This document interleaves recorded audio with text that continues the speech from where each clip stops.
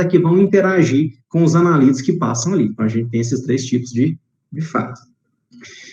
A fase estacionária sólida, então, ela interage no processo, geralmente, de adsorção, né? A maioria das vezes pode ser uma adsorção química, adsorção física. Uma adsorção química não é interessante para esse tipo de processo, porque ele vai mudar a característica da fase estacionária e interagir. Então, esse tipo de adsorção não pode acontecer nesse tipo de processo. E a fase líquida é por um processo de absorção, que eu já vou mostrar a diferença para vocês. E na fase quimicamente ligada, essas moléculas que são mais específicas e mais seletivas. De acordo com o analito que eu quero, eu utilizo uma fase estacionária específica, muito seletiva, para separar as substâncias, os analíticos que eu estou desejando naquela análise. Tudo bem?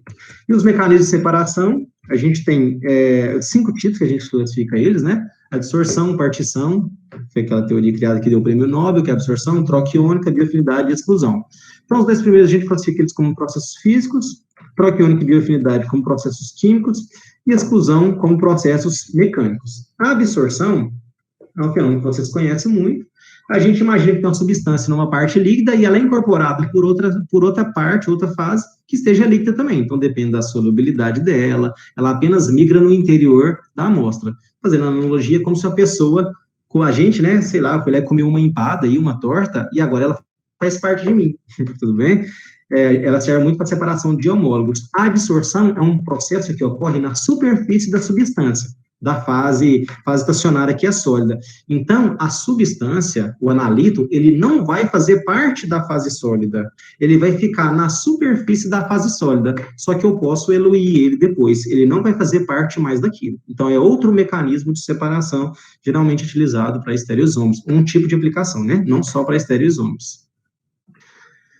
A troca iônica, que é outro processo, então, que há substituição de íons no meio ali, né, pela afinidade. Então, eu vou utilizar esse tipo de processo de cromatografia por partição iônica, quando? Quando eu tenho espécies carregadas que eu quero analisar, quando eu quero utilizar um cátion, quando eu quero determinar um ânion, então, eu vou utilizar uma cromatografia líquida de troca iônica. Então, eu vou ter que analisar parâmetros como força iônica, carga, pH, se é muito polar, se é pouco polar. Então, dependendo se forem espécies carregadas, a tendência é que eu trabalho com esse mecanismo aí. Esse é o fenômeno que vai ocorrer. Eu vou escolher o processo cromatográfico de acordo com essas características. Por bioafinidade, é um processo muito utilizado mais para a parte do pessoal de saúde, quem mexe com isso, né? Médicos, farmacêuticos, nutricionistas, os químicos também, que são mais para esse lado de analisar dos processos biológicos, trabalham muito com antígeno, com enzima, proteína, açúcar, lipídio, anticorpo. Então, são colunas que elas têm ali, essas propriedades, e são muito seletivas. Então, elas são mais utilizadas para esses processos que envolvem compostos orgânicos biológicos, né? Por assim dizer. E a de exclusão, está associada ao tamanho, ela é um mecanismo, uma espécie de filtração, onde a gente tem uma espécie de um gel, e a fase móvel sai arrastando ali, e esse gel ajuda a fazer a separação desse tipo de molécula, tudo bem? Então, há caminhos entre essas partículas no meio por percorrer caminhos diferentes, a partir do tamanho, ela é separada.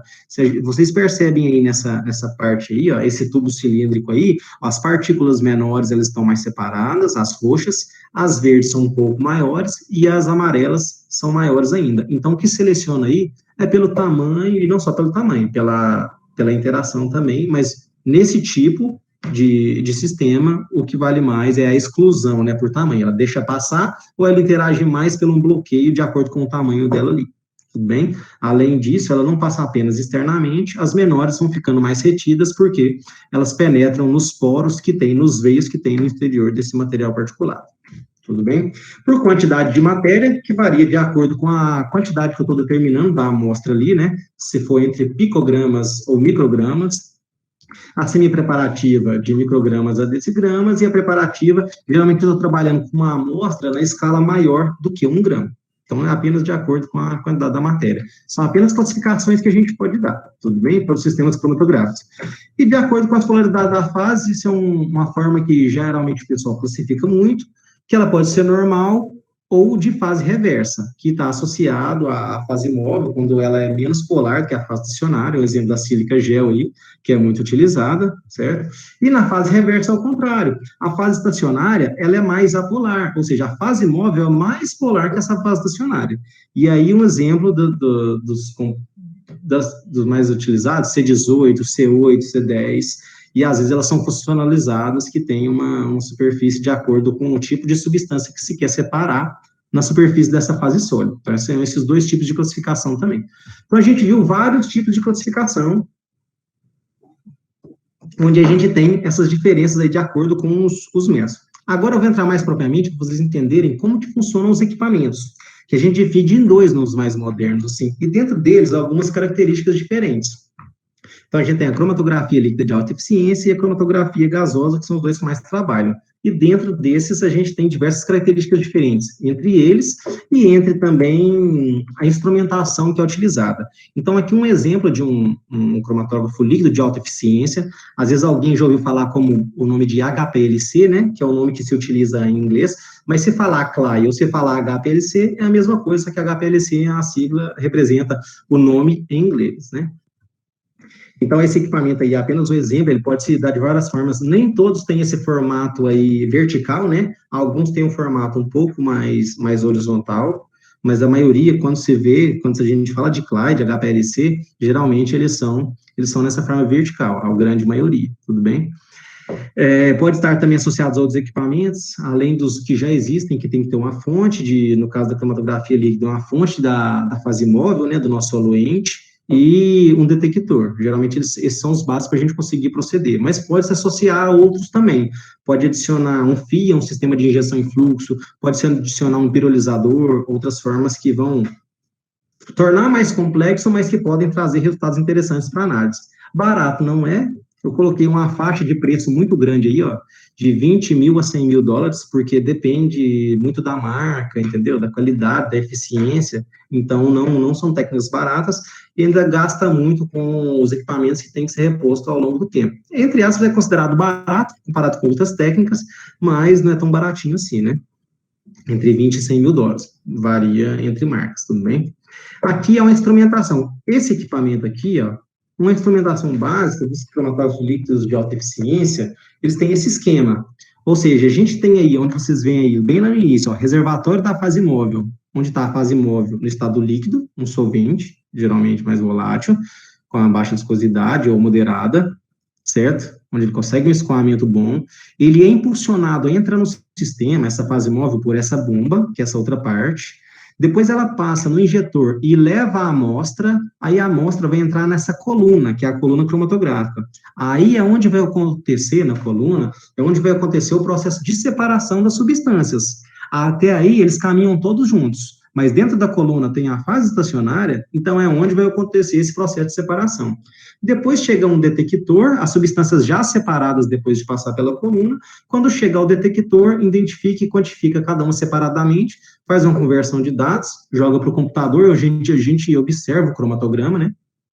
E o líquido que sai aí, que foi impulsionado desde o início, ele vai para o rejeito. Um rejeito entre aspas, pode ser descarte ou não. Se você não vai obter mais aquilo, um solvente orgânico, não vai utilizar mais para estudar em nada, você vai fazer um descarte dele. Se você for utilizar para estudar, você pode coletar as frações separadamente, se o detector não for destrutivo, para continuar as análises com aquela amostra, agora com as substâncias separadas. Então, pode ser descarte, ou pode continuar o trabalho de alguma outra forma depois da separação e da coleta dessas partes, tudo bem? Então, vamos para a primeira parte aqui, que é o reservatório, essa fase, onde está contida a fase móvel, né?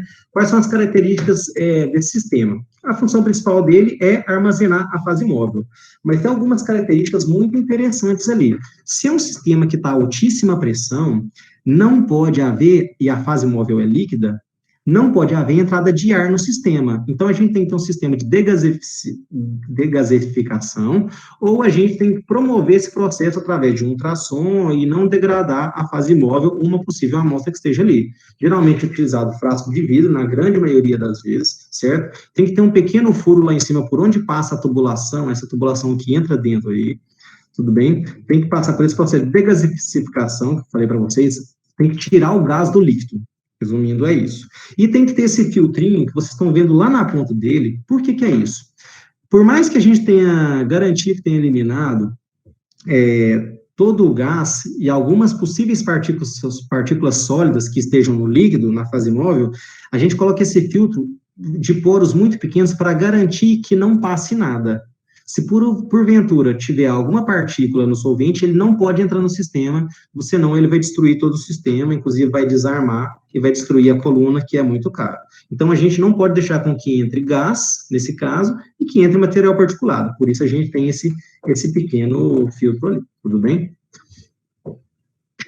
A fase imóvel, algumas características dela, ela tem que ser de alta pureza, né, ou se não for pura, a gente tem que purificar ela, se for de fácil purificação.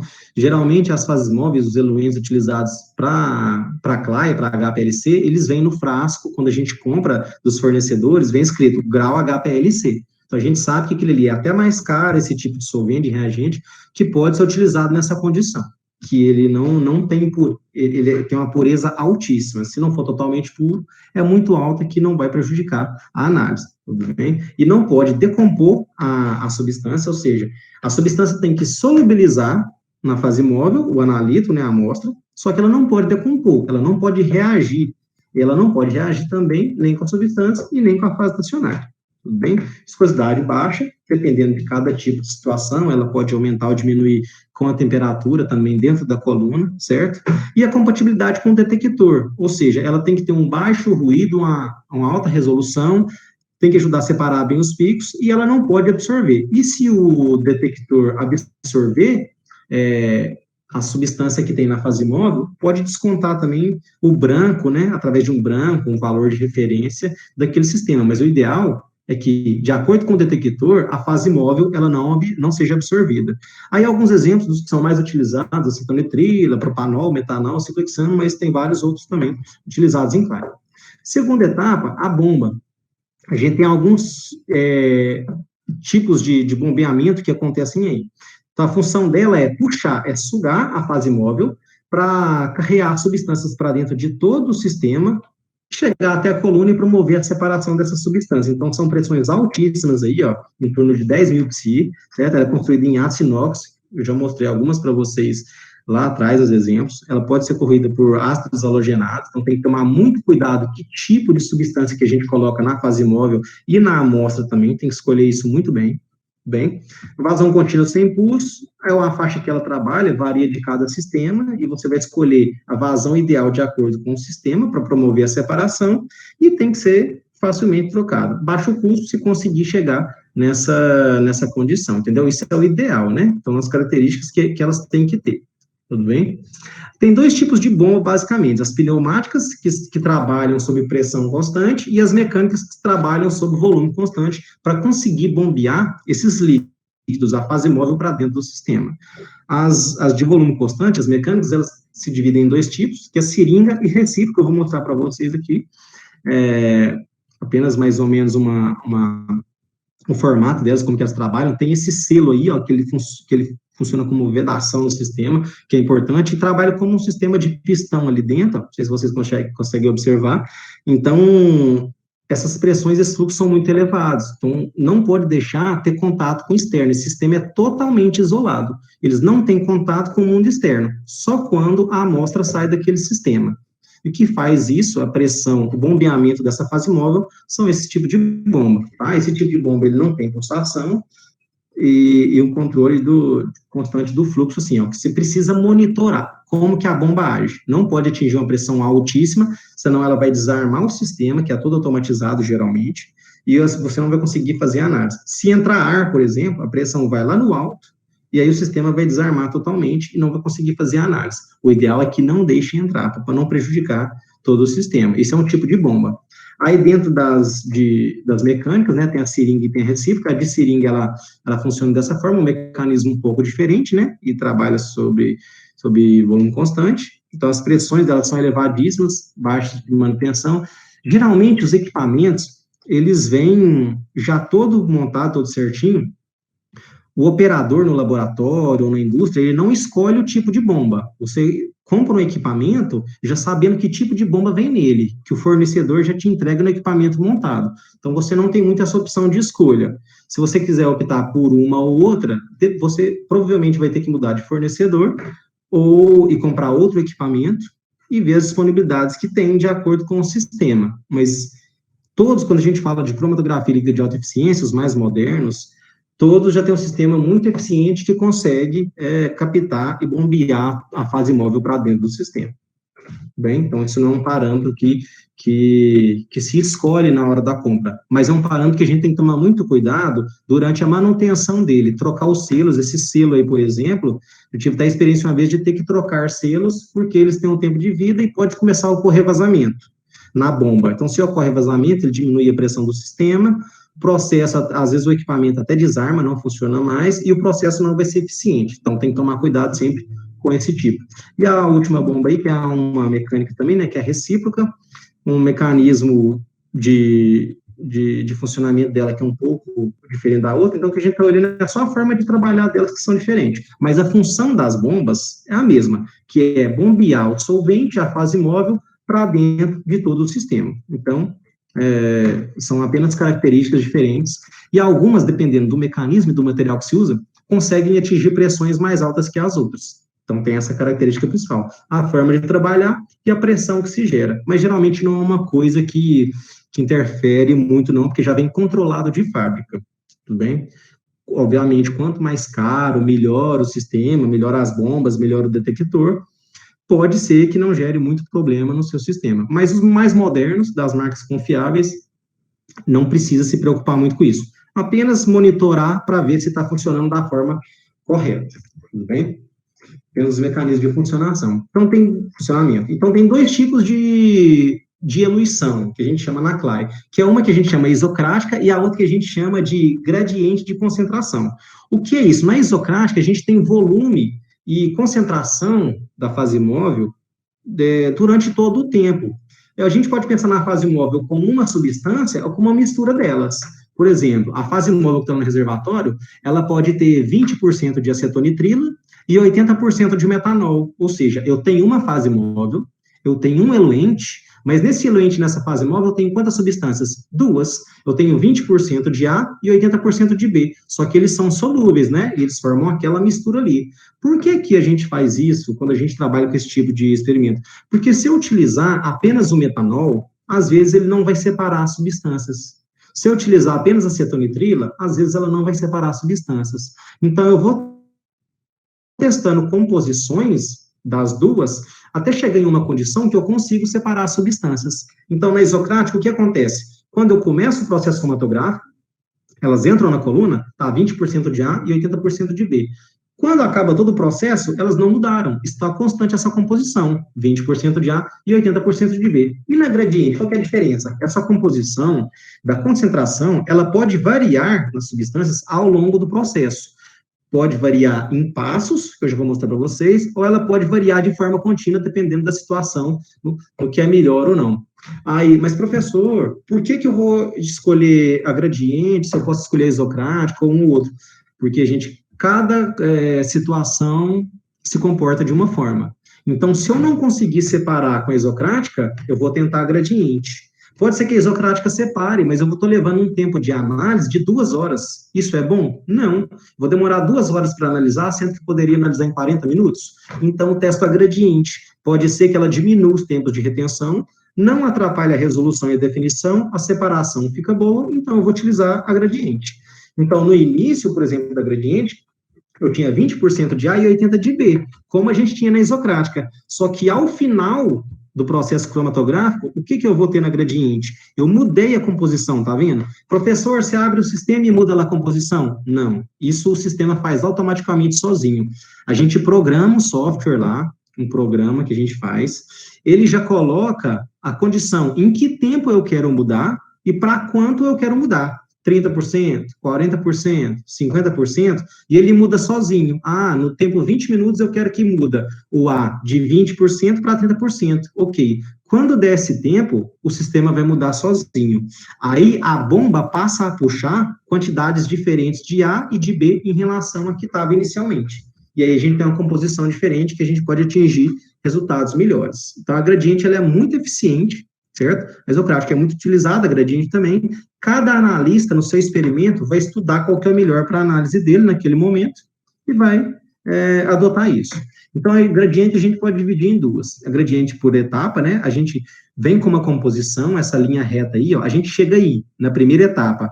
Ah lá, a composição mudou, agora o traço está lá em cima. Depois, para voltar para a condição inicial, no passo 2, ele voltou e foi para baixo. Na gradiente contínuo, onde ele vai aumentando ao longo do tempo, a gente tem no I aí, ó, o linear. O que significa isso? A porcentagem de B vai aumentando gradualmente ao longo do tempo da corrida. No 2, é um linear composto, onde ele sempre vai aumentando, só que em um momento pode ter uma rampa que a gente fala, que pode aumentar muito a porcentagem de B em pouco tempo, e depois ele continua aumentando linearmente. Então, esse é o linear composto. Tem o côncavo, que a gente coloca apenas uma função exponencial, que a gente coloca o aumento de B de acordo com essa função exponencial. Ou a quarta também, que a gente, pelo formato da curva, a gente chama de convexo, que também vai interferir na forma de separar os compostos. Tudo bem? Professor, qual desses 5 aí que é o melhor? Ou isocrático? No caso qual dos 6 que é o melhor? Depende de cada sistema. Você vai fazer uma análise para sua amostra, para sua fase móvel, para sua fase estacionária, testa o mais simples. Não deu, modifica algum parâmetro ali para testar o outro e vai testando.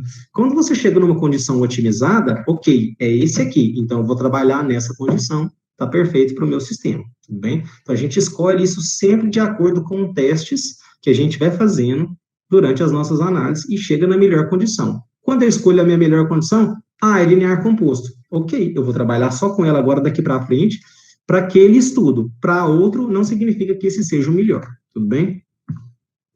Aí a gradiente versus a isocrática, né? Apenas para ilustrar para vocês aqui no gráfico qual foi o comportamento. Então, ó, no primeiro, foi um gradiente que ia variando a composição, a partir de um certo tempo, de 10 até 100% de B, que foi aumentando. Então, no início, ó, tinha 10% de B. Lá no final, ó, olha a linha como aumenta aí a porcentagem de B. Olha a separação dos picos aí em B. Agora, olha na de baixo, o cromatograma isocrático, onde eu não mudo. Ele estava em 10% de B e ele continua em 10% até o final.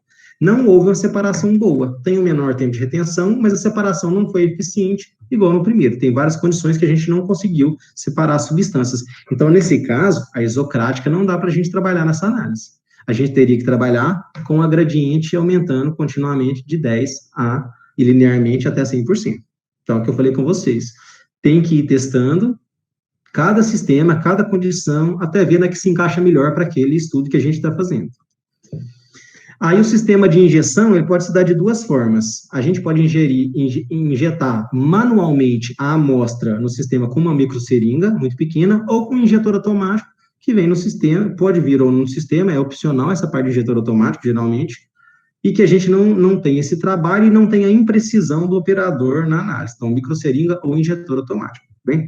Aqui, o injetor automático tem essa alça aqui, como que funciona, tem esse loop aqui é a parte onde a gente injeta, e tem essa alavanca ali para injetar no sistema. Então, o sistema está passando fase móvel por todo ele, percorrendo, chega um momento que a gente vai adicionar a amostra naquele sistema ali para promover a separação na coluna cromatográfica, tudo bem? Então, ela tem que ser filtrada anteriormente, a amostra não pode ter material particulado, não pode ter gases, o volume de injeção tem que ser muito pequeno, geralmente 10, 5, 20 microlitros, 30 microlitros, é uma quantidade bem pequena, certo? E pode ser injetada por seringa ou automaticamente, como eu falei para vocês. Aqui só um exemplo aqui de uma microseringa aqui, então, nesse caso, é uma microseringa de até 10 microlitros. Então, eu posso injetar no máximo com essa seringa 10 microlitros, mas eu tenho seringas que variam de 5 microlitros até 1 ml. Depende de cada sistema que eu escolho, como eu vou trabalhar da condição que eu preciso. Se eu vou injetar 20 microlitros, essa seringa não serve para mim, esse exemplo. Eu tenho que procurar uma seringa que tenha 20 microlitros ou mais, tudo bem? E tem os injetores automáticos também, que aí a gente não precisa preocupar com isso. A gente coloca lá e ele injeta automaticamente a quantidade no sistema. Aqui a alça de amostragem, que é aquele que eu mostrei para vocês primeiro, onde a gente coloca a seringa para injetar, ou injetor automático, para colocar a amostra no nosso sistema.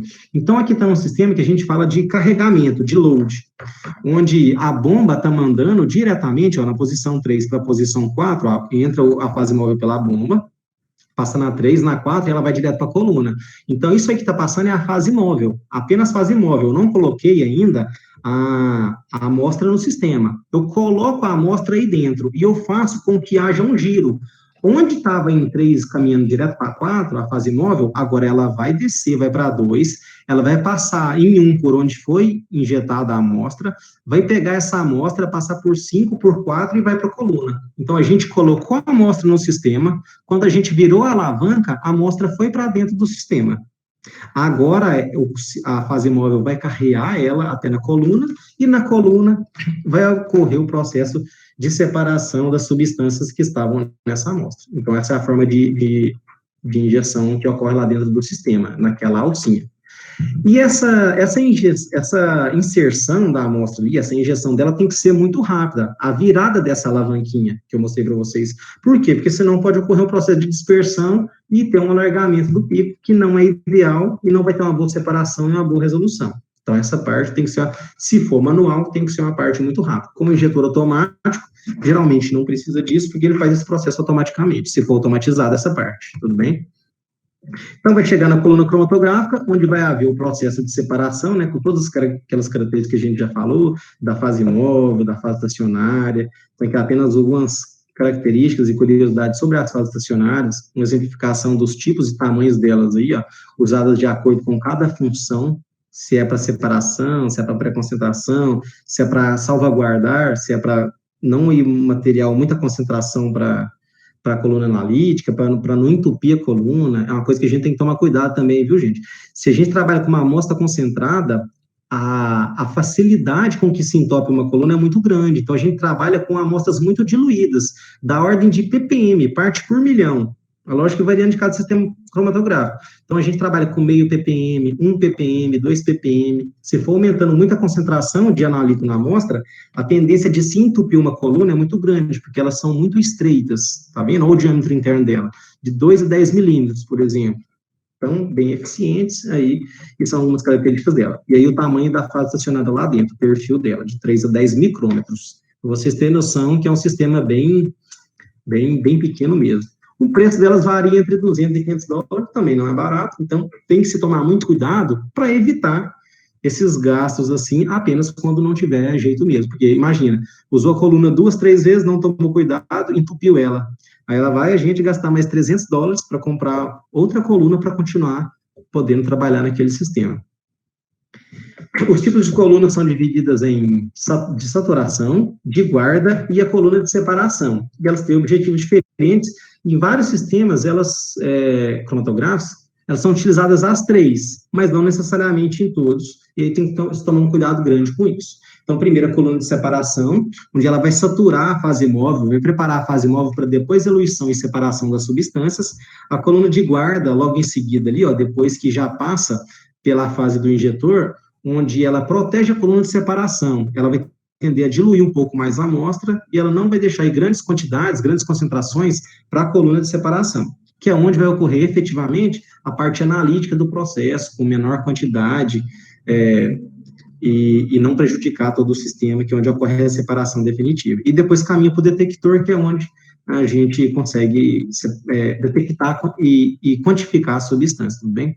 Aqui é só a título de curiosidade para vocês, é um exemplo de uma produção em larga escala, uma coluna preparativa aí, ó, volume de 300 litros, purificação 1 kg de amostra, em comparação com uma coluna analítica, por exemplo, a separação de aminoácidos, apenas um exemplo, pode utilizar em outras situações, depende da fase estacionária, das características, utiliza um volume apenas de 50 microlitros, e a purificação apenas de 100 ppm da amostra, ou seja, uma quantidade muito pequena. Então, 2 opostos aí para vocês verem dentro da cromatografia. O detector, que é praticamente a última parte do nosso processo, que depois é só conversão de dados, onde ele vai processar todos os dados, ele vai associar a intensidade a quantidade de amostra que tem, que chega nele, vai converter em sinal elétrico e vai gerar dados de acordo com essas propriedades físicas ou físico-químicas de cada substância. Então, nessa primeira parte aí, ó, essa parte em azul é a amostra, que é a substância que ela está sendo carregada pela fase móvel, e ela vai chegar em D, que é o detector, e ele vai gerar um gráfico. Na segunda etapa, quando ela chega no detector, ela tem o início de um pico saindo, ó, tá vendo? E na terceira etapa, quando ela passa do detector totalmente, ele faz esse processo de conversão de sinal elétrico em relação à quantidade pela propriedade físico-química da molécula, se for uma molécula, por exemplo, né, propriedade física ou físico-química, mas quando é um ou outro, depende. Cada tipo de detector vai medir uma propriedade física ou físico-química da substância que a gente está analisando. Aí cada detector funciona de uma forma, vou dar um exemplo para vocês daqui a pouco. E aí vai gerar um pico e a gente conseguiu determinar uma substância.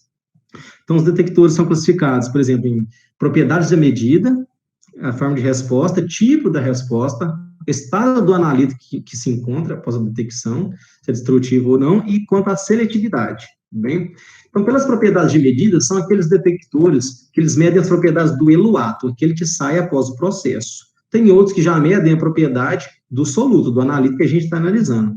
De acordo com a forma de resposta, como que ele vai quantificar e detectar aquilo ali? Por equações matemáticas na forma de diferenciais ou na forma de integrais. E o tipo de resposta, se eles medem a concentração da substância que sai ou o fluxo de massa ali, a quantidade de matéria ali, e não em relação à matéria por unidade de volume, né, que seria a concentração. E de acordo com o estado do analítico também, que a gente chama dos destrutivos e não destrutivos, ou seja, quando uma amostra passa pelo detector, após ela passar, mesmo o detector medindo ela foi destruída ou não? A substância, eu posso analisar ela depois ou não? Ela está na forma intacta dela. E aí são os destrutivos e não destrutivos que a gente classifica dessa forma. E por último, de seletividade, que é a forma que é a mais falada, assim, como um parâmetro para a gente determinar essa classificação desses detectores, são os universais, os seletivos e os específicos. E a gente entra nos universais, que eles não são tão bons, mas depende do tipo de análise que eu estou fazendo, porque eles tendem a determinar todas as substâncias, e às vezes eu não estou querendo que determine todas as substâncias, estou querendo que eu seja mais específico ou seletivo de acordo com as substâncias que eu tenho. Então a gente vai escolher eles de acordo com a substância, com a amostra, com as características que a gente tem no sistema. Os seletivos em algumas substâncias apenas, certo? Que eles vão determinar de acordo com essas propriedades físico-químicas, pela seletividade do meio das substâncias, e os específicos, que vão pegar especificamente uma propriedade característica apenas de uma molécula, ou duas moléculas, ou íon, enfim, do que a gente estiver avaliando ali de acordo com a estrutura, certo? Então, mais no nível de elemento, grupo funcional, características específicas do sistema. Se é um grupo mais polar em uma região, então eu vou conseguir separar ele bem ou não. Então, é a forma que a gente consegue separar e delimitar isso. E aqui as especificações ideais para um detector, de forma geral, ele tem que ter alta sensibilidade, baixo limite de detecção, informação que ele presta para a gente, se é qualitativo, se é quantitativo, se ele é rápido, se a fase móvel vai interferir muito ou não. São parâmetros que a gente tem que analisar sobre qual detector que a gente vai ver, se ele vai atender no nosso estudo, na análise que a gente vai fazer. Se ele destrói a amostra ou não, se a resposta dele é linear, eu medi ele hoje, eu medi ele amanhã, se ela é precisa ou não, entendeu? Se ela é linear de acordo com a quantidade de amostra, 5 ppm para 10 ppm, para 20 ppm, aumentou linearmente, ou seja, é eficiente para esse ponto. Então, a gente tem que analisar todos esses parâmetros. E se eles são sensíveis ou não em relação às variações de temperatura e vazão. Isso, geralmente, a gente tende a controlar, certo? O sistema está bombeando, ele está controlando a pressão, e a maioria dos sistemas tem um forno na coluna que ele controla esse processo de separação e que não vai interferir tanto na parte do detector. Bem? Então, aqui são os detectores mais utilizados em CLAI, então, UV, fluorescência, refração, espalhamento, então, são vários utilizados aí, que medem de forma diferente, têm características diferentes, interagem com a amostra de formas diferentes. O mais utilizado na cromatografia líquida, que é nessa 80 e 400 nanômetros, que pega ultravioleta, né, e de 400 a 700 nanômetros, que pega a parte do visível. Então, o mais utilizado para esse tipo de cromatografia é a absorção na parte do ultravioleta e visível, que a gente geralmente usa para íons complexos, para moléculas, que tem um sistema cromófaro ali, ou se for na parte do ultravioleta, que gera resposta em relação à absorção com as transições eletrônicas dos elétrons PIP, ligante, não ligante, antiligante, capiligante também. Então, de acordo com essa característica, a gente consegue utilizar essa técnica, bem? Então, ele não deve absorver na região da fase móvel, mas a gente pode corrigir isso experimentalmente também, medindo quanto que a fase móvel absorve para descontar isso depois que a gente medir o analito. ela não é destrutiva. Depois que eu passo pelo detector, eu posso pegar essa fração onde está a amostra e continuar medindo outras propriedades dela, fazer outra coisa com ela. Então, por isso que ele é muito utilizado, é uma das características, a facilidade também de trabalho, né? O custo não é alto. Então, quando a gente gera um cromatograma, dependendo da foto de medida dele, se for de onda variável ou fotodiodo, eu pego cada pico do cromatograma, onde eu tenho 3, 4 substâncias que eu separei. Se eu fizer a integração de cada pico, eu vou gerar o espectro ultravioleta visível daquela substância. Então, gera a identidade daquele composto já para mim, eu já sei qual que é, analisando o espectro dele, se eu tiver uma referência, um padrão, ou uma biblioteca eletrônica, onde eu posso comparar os resultados. Então, gera os picos no detector, de acordo, aqui não é um cromatograma, tá bom, gente? Como a gente vem falando aqui é a forma como o detector opera, ele gera um pico, uma banda para a gente aí, com um comprimento de onda máxima, a gente integra esse comprimento de onda, ele está associado a essas transições eletrônicas que eu já citei ali no processo de absorção molecular, tudo bem? Quando a molécula ela absorve para esses elétrons mudar de nível e subir nível energético, gera essa banda no momento que ele se absorve essa radiação quando passa pelo detector. E aqui, como que se dispõe a célula do detector do sistema cromatográfico? Então, ela entra aí, a fonte, ou por essa coluna aí, entre janelas de quartzo, entra a amostra aí, carreada pela fase móvel, a amostra interage com a fonte ultravioleta visível. Se ela for capaz de absorver comprimentos de onda nessa intensidade, nessa radiação, ela vai dar uma resposta para o detector, vai absorver o sinal. Se não for, ela não for detectável por esse tipo de radiação, por essa frequência, esse comprimento de onda, a gente não vai ver nenhum pico dela naquele sistema ali, tudo bem? Nenhuma banda no espectro. E aí ela vai para descarte, que pode ser reaproveitada ou não, porque é uma técnica que não é destrutiva, como forma de detecção. Aqui é apenas a forma de como ela funciona dentro do sistema, então, cada um tem uma função aí, eu não vou entrar muito em detalhe aí, porque o nosso objetivo maior é a cromatografia, só estou colocando de forma geral como que a técnica funciona para vocês, mais ou menos. Então, passa pela fenda de entrada, ocorre a dispersão, faz a seleção do comprimento de onda, incide sobre a amostra absorve ou não, se ela absorver naquela região, chega ao detector, converte o sinal e gera o espectro para a gente dentro do cromatograma e a gente pode trabalhar com esses resultados, tá bem? Aqui tem 3 tipos, basicamente, de feixe único. Essa figura aqui é basicamente essa figura aqui, tudo bem? Essa figura aqui é apenas o modo que ela está disposta, então ela vai emitir por uma fonte, um feixe único de radiação, passar por todas as etapas, interagir com a amostra, chegar no detector e a gente obtém o resultado daquilo.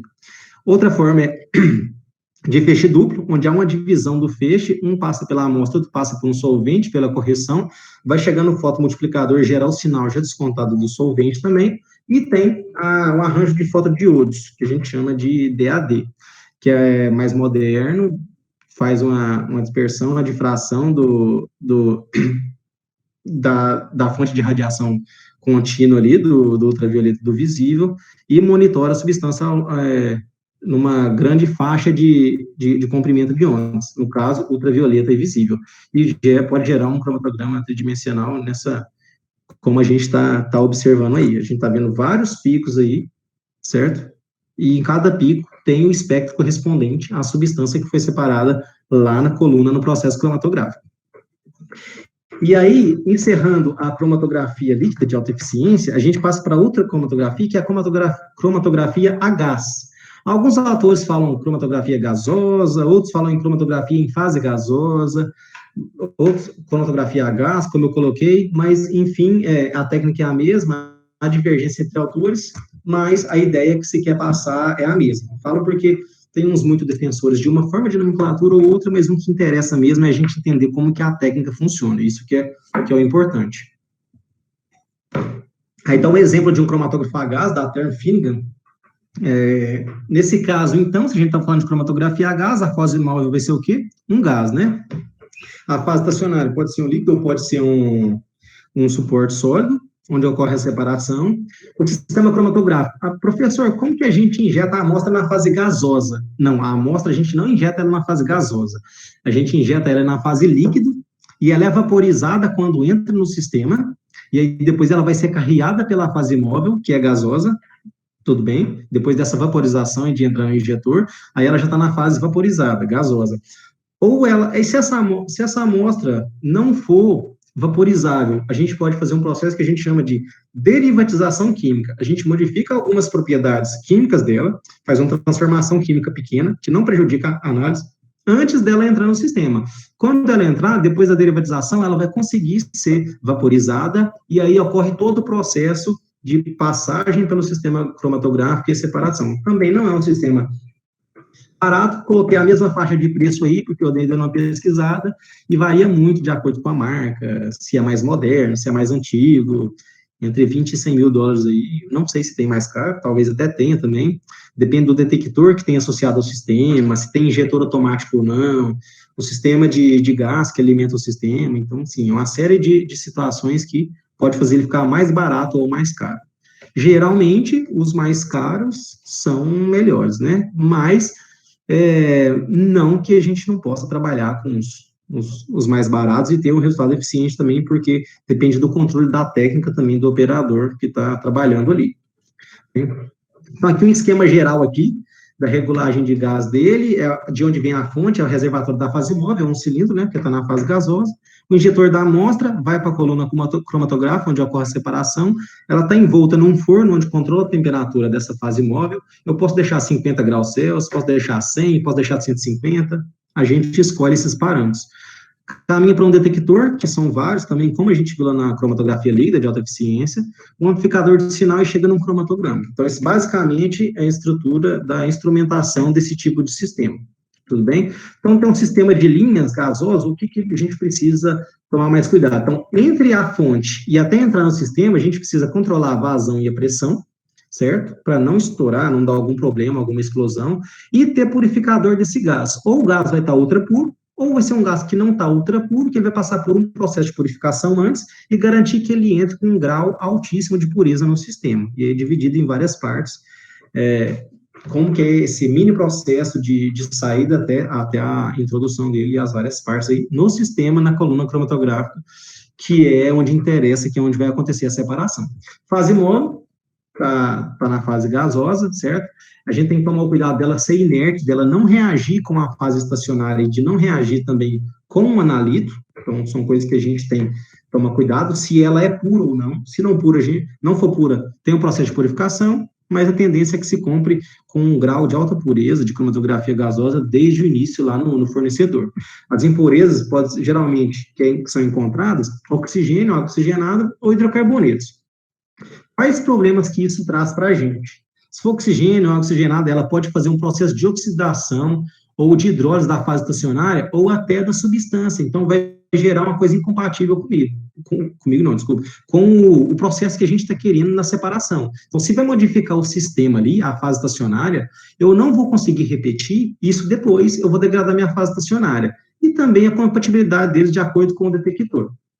Ruído, sinal, se eu tenho um ruído muito grande, porque gera algum tipo de absorção quando chega no detector, então não é interessante. Então tem que tomar cuidado com essas impurezas, tá bem?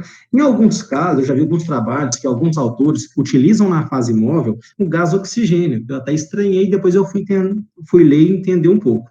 O que esses autores objetivavam? Eles tinham interesse realmente de estudar as reações da amostra da fase estacionária da fase móvel no sistema ali, só que eles controlavam todo o sistema. Então, eles injetavam um gás inerte, mas com um ambiente de oxigênio também, para estudar essas reações, esses mecanismos que aconteciam ali no sistema. Então, tinha adição de oxigênio, mas era uma coisa controlada porque eles queriam estudar os mecanismos de reação que aconteciam ali naquela fragmentação. Tudo bem? Então, não foi um erro que cometeram, foi intencional apenas para fazer esse tipo de estudo. Custo, quanto maior a pureza do gás, da fase móvel que se utiliza, e quanto mais raro também, a tendência é ser mais caro, como qualquer coisa, a questão da demanda e da oferta, que a gente analisa na economia, e se ele é compatível com o detector ou não.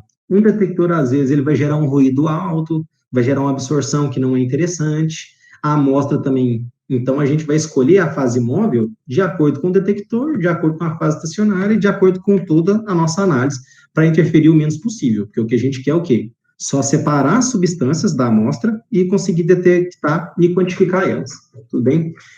Para fazer isso, a gente tem um parâmetro que a gente pode utilizar, que são os perfis de Van Dinter, que é, para cada gás aí, por exemplo, a gente tem uma curva performática dele aí, de acordo com a vazão e com a altura do prato teórico e com o comprimento. Então, a gente pode determinar, o hidrogênio, por exemplo, ele é mais leve, tem uma maior vazão, menor massa molecular, então ele é mais rápido, o hélio já teve, para esse tipo de sistema, ele tem uma vazão um pouco maior, e o nitrogênio, como é mais pesado, ele tem menor velocidade, então ele vai ter uma vazão menor. A gente pode, de acordo com a nossa análise, escolher um gás ou outro, desde que não reaja com a fase estacionária e com o analito, para escolher o melhor. Nesse caso, pensando num processo mais rápido, uma maior vazão. E isso, se depois a gente observar os processos, a gente conclui que é eficiente para o nosso sistema, senão a gente pode testar outro. Então, apenas exemplos de parâmetros que a gente avalia segundo o Van Dinter, pelaquela equação que a gente viu lá, ó, que envolve retenção, vazão, o tempo de equilíbrio que atingir, difusão longitudinal, todos esses parâmetros.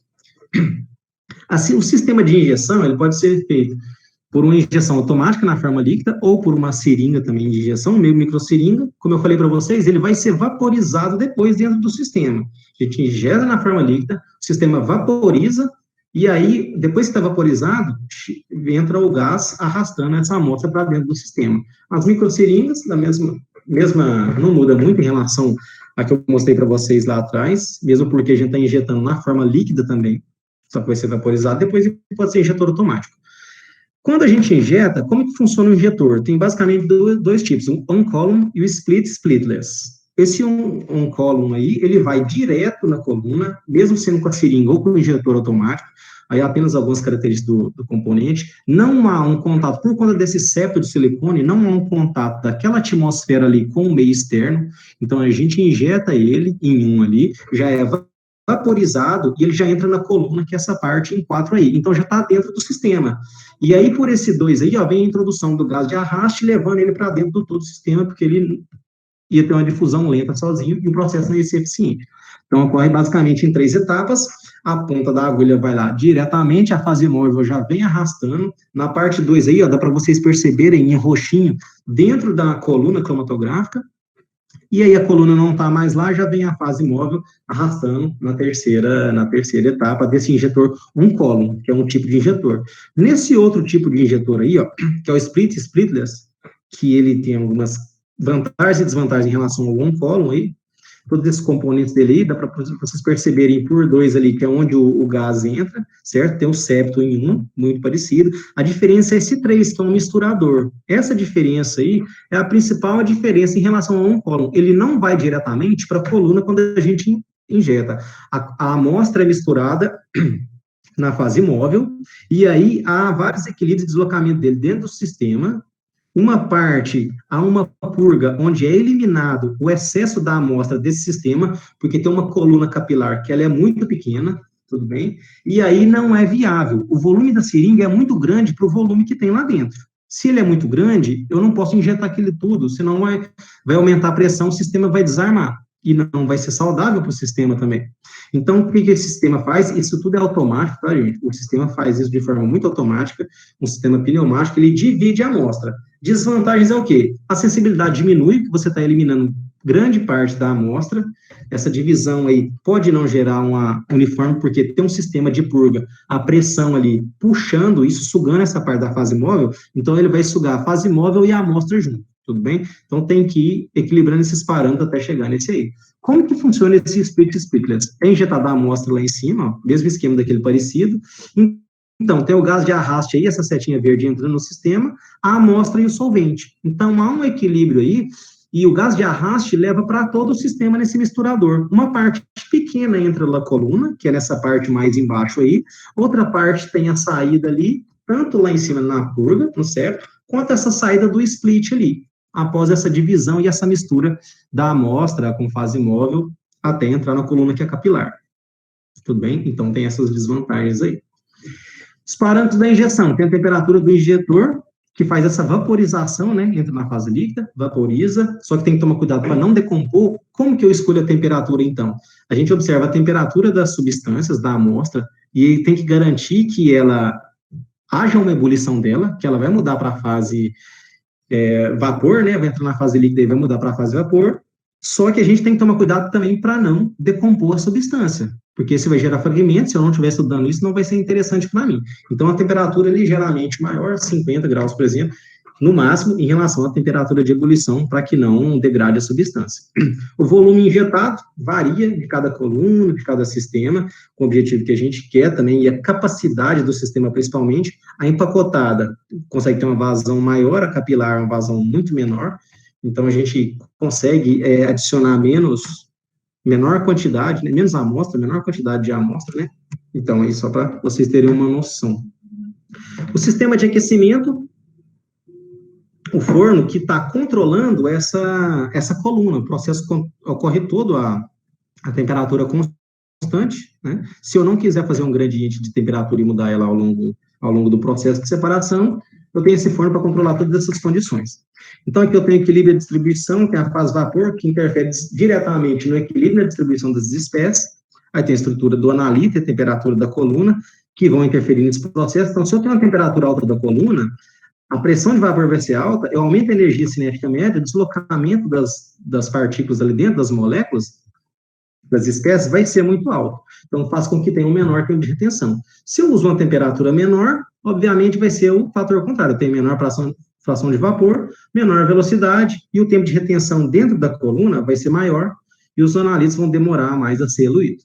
Então, tem um programa de temperatura, onde eu posso analisar 3 tipos de condições: temperatura baixa da coluna, alta, que foi o que eu falei para vocês basicamente agora, e uma adequada que a gente. Então, se eu tenho uma temperatura baixa da coluna, os analitos mais voláteis vão ter boa separação. Já os analitos menos voláteis vão ser separados? Vão, eles vão interagir mais, mas vai ter uma baixa definição, uma baixa resolução dos picos. Quando eu trabalho com uma temperatura mais alta, o que acontece? Os mais voláteis não se separam bem, porque a temperatura está mais alta, eles vão sair mais rapidamente, eles vão interagir pouco com a fase estacionária.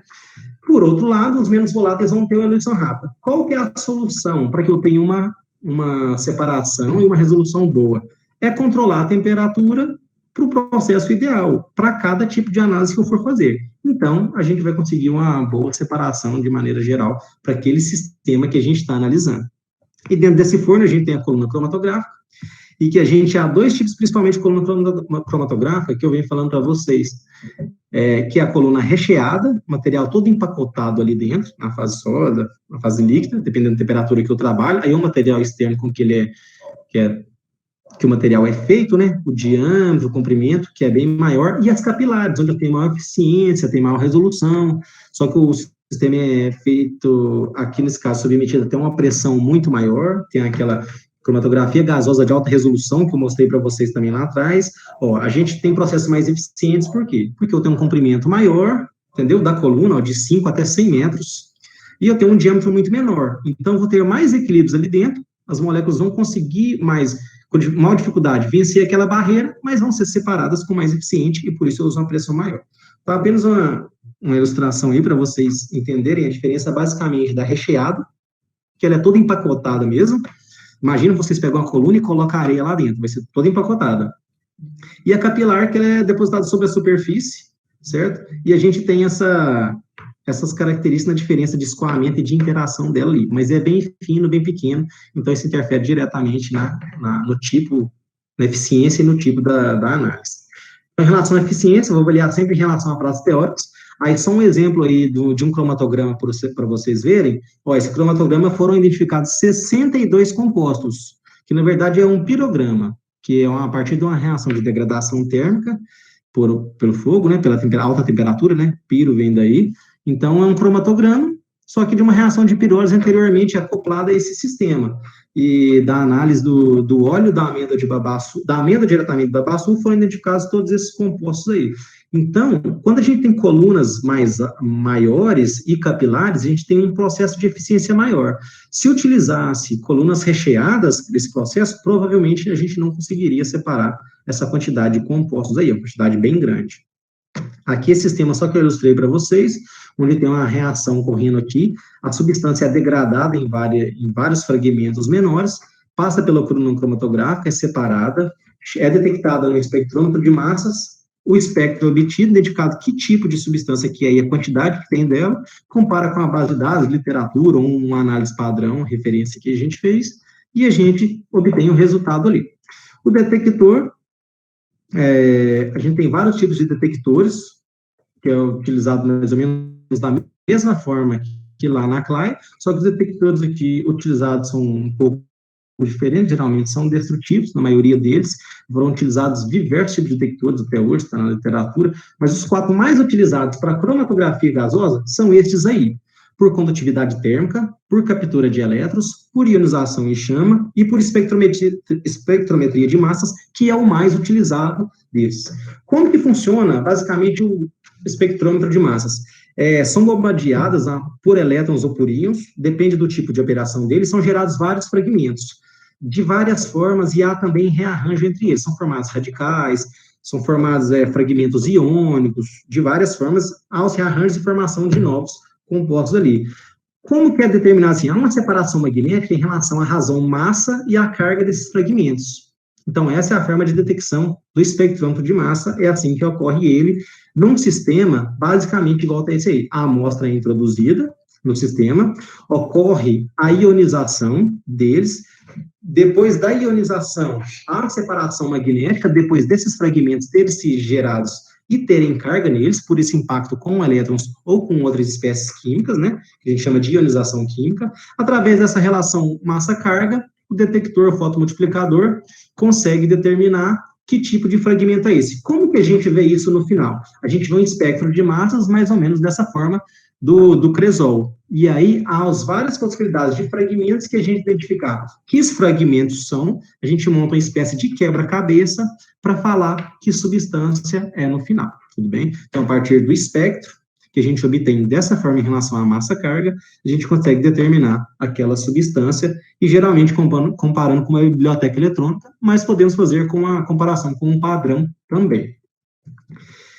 Outro que eu falar um pouco mais rápido dos outros agora, de forma rápida, que o massas é o mais utilizado, assim, queria só mostrar para vocês, nosso objetivo é a cromatografia mesmo, que é a condutividade térmica que varia do gás de arraste de acordo com a amostra, como é ionizado ou não. O que ela se baseia? Na transferência de calor entre os corpos. Se um corpo está mais quente e ele tem contato ou tem proximidade com um corpo mais frio, qual vai ser a tendência? Esse corpo mais quente transfere energia para o corpo mais frio. Há um equilíbrio ali e essa condição. Então, se a condutividade térmica é mais baixa naquele sistema ali, o corpo quente perde calor. Então, essa troca de calor entre as espécies e o condutor é que faz falar, é que o detector entende essa mudança de transferência de calor, quanto que tem da substância e se chegou uma substância ali ou não. Porque uma situação onde está a fase móvel passando, outra situação é quando tem uma substância trocando calor e chega no momento no detector. Então, ele vai identificar essa diferença ali, e aí é um esquema, mais ou menos, de como que é a organização dele ali dentro do sistema.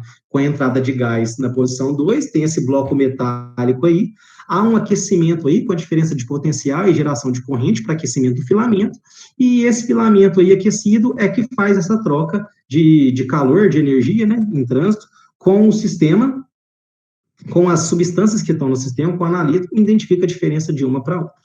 Basicamente é assim. Passou alguma coisa ali que ele trocou calor, então ele identifica que passou algo ali, tudo bem?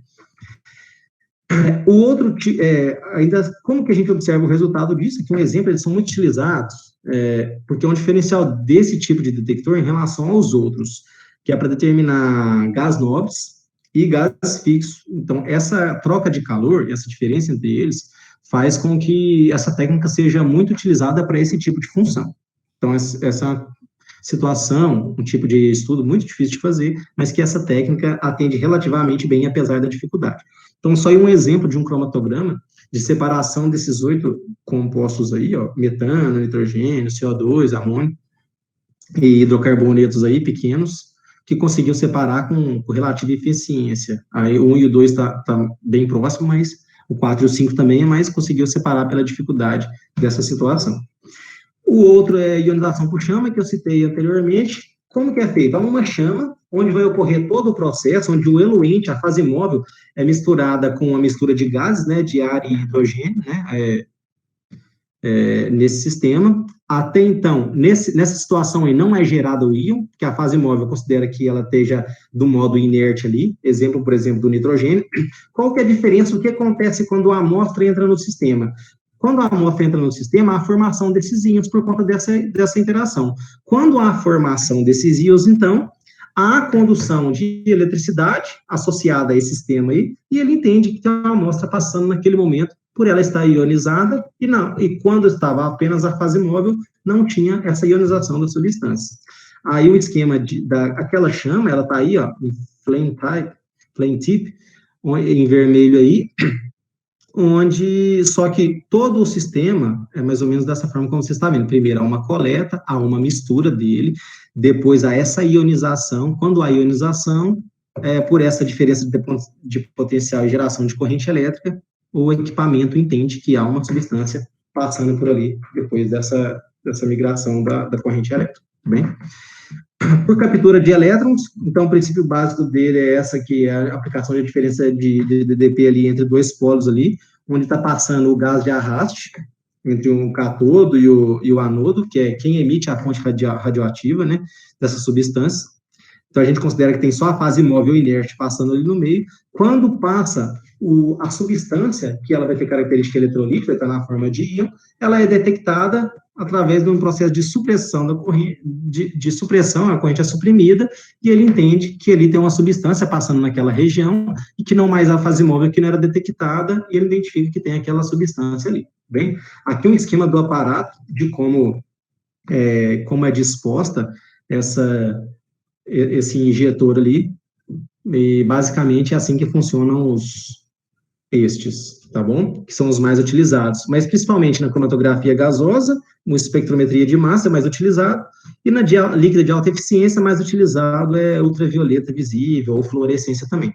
E aplicações, que a gente já está encerrando, só mostrar aplicações para vocês, são mais variadas, pode-se analisar bactérias, vírus, proteínas, açúcares, carboidratos, moléculas pequenas, enfim, tem uma grande variedade de acordo com a técnica que você quer utilizar para determinar aquela amostra.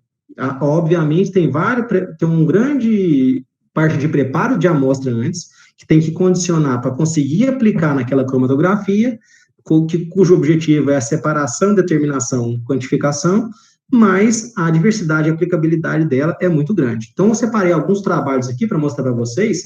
Nesse aqui, por exemplo, fizeram análise de pigmentos. Qual que é o tipo de cromatografia que foi utilizada? Cromatografia em fluido supercrítico, utilizando o CO2 como fluido, né? Nessas condições de supercrítico. Então, conseguiram separar vários pigmentos da clorofila, e o detector utilizado foi na região do ultravioleta visível por arranjo de diodo, gerando esse cromatograma abaixo aí. Então, conseguiu separação, a diferenciação entre esses dois pigmentos da clorofila aí, ó, de acordo com o cromatograma. Ah, mas tem um monte de pico aí, professor. A gente tem que entender que é um extrato, então ele não vai conseguir isolar apenas os dois de interesse. Então, ele vai precisar confirmar isso pelo detector ou por um padrão de referência, uma biblioteca eletrônica, certo? Aí tem várias outras substâncias aí e que foram geradas e separadas também ali no sistema. Outro tipo de aplicação, por exemplo, cromatografia de líquida de alta eficiência para análise de alimentos, um trabalho que eles fizeram, determinação de alguns agroquímicos e micotoxinas, um exemplo da estrutura deles abaixo, em diversos tipos de alimentos, foi um estudo grande que fizeram, coloquei só para exemplificar, e o detector que utilizaram foi um espectrômetro de massa, que é um dos mais utilizados nesse tipo de análise, muito eficiente. A análise de drogas também, muito feito. Esse trabalho foi feito em cromatografia gasosa, analisaram diversos tipos de drogas, né, de substâncias, e o detector utilizado foi um espectrômetro de massa. Aí está com uma resolução um pouco ruim, que eu encontrei no artigo, mas esse é o cromatograma que eles geraram no trabalho e conseguiram separar essas substâncias. Aí a análise pode ser um controle de qualidade, pode ser de determinar, monitorar.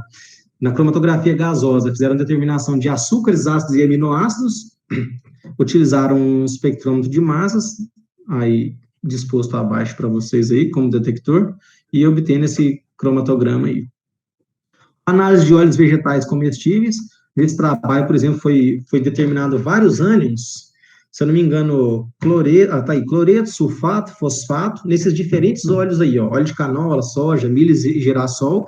Essa é uma cromatografia de íons, que é uma cromatografia líquida de alta eficiência, só que ele baseia num processo de troca iônica, que eu não mostrei para vocês não, porque como vocês veem, o assunto é muito grande, mas é um tipo de aplicação da técnica. E o detector foi de condutividade, aí ao lado aí, a gente pode observar os cromatogramas, identificação desses 3 ânions, ó, cloreto, sulfato e fosfato, nas diferentes amostras de girassol. Análise de vírus também, eu fui pesquisar alguma coisa sobre coronavírus, que é uma coisa que está muito em foco agora, né? Se tinha algum trabalho publicado em relação à determinação utilizando cromatografia, separação, alguma coisa assim. Eu encontrei um trabalho, mas vocês podem perceber que era mais antigo, ele é de 2002, foi um trabalho utilizando cromatografia por exclusão de tamanho, e não é do coronavírus atual, que é o novo coronavírus que a gente chama, né? Esse aí é o coronavírus antigo, que fizeram um estudo embrionário dele lá na Turquia, tudo bem? E utilizaram cromatografia por exclusão de separação para purificação desse coronavírus. E o método de detecção que utilizaram foi na região do ultravioleta visível e específico em 280 nanômetros, que é um tipo de detecção muito utilizada no estudo de proteínas e alguns compostos biológicos, orgânicos. Aí a análise de águas de piscinas, ó, porque a gente utiliza muito protetor solar, né, para se prevenir das radiações solares, e só que tem alguns compostos nesses protetores solares que estão associados, têm influência na questão hormonal das pessoas.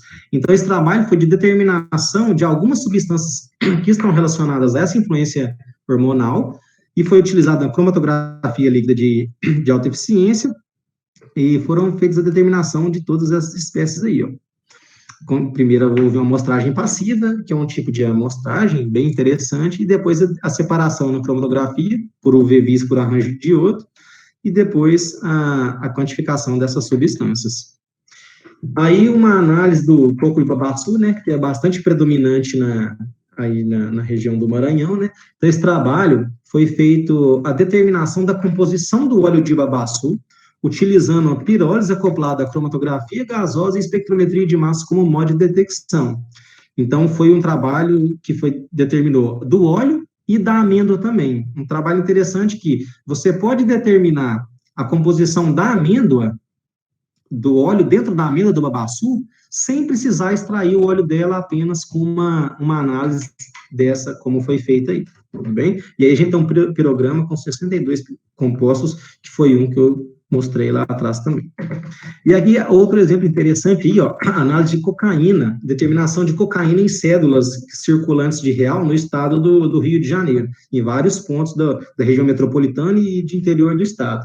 Então, foi utilizado a cromatografia líquida de alta eficiência e a determinação da cocaína, do teor de cocaína, por ultravioleta e visível por arranjo de diodo. Então, foram utilizados vários tipos de notas, e de vários formatos. Foram obtidas notas diretamente da polícia, com usuários de droga no momento em que a polícia tinha apreendido. Então, foram observadas notas com diferentes teor, mas em praticamente todas existiam algum resíduo ou outro de cocaína, com exceção daquelas que eram obtidas muito novas, diretamente do banco, para a gente ver, assim, que é um resíduo que fica e vai passando, a gente vai passando nota de mão em mão, e é difícil eliminar isso. Tudo bem? E aí eu acho que até extrapolei um pouco o tempo, me desculpem, eu tentei encurtar o máximo possível, mas eu acho o que eu coloquei que eu achei necessário.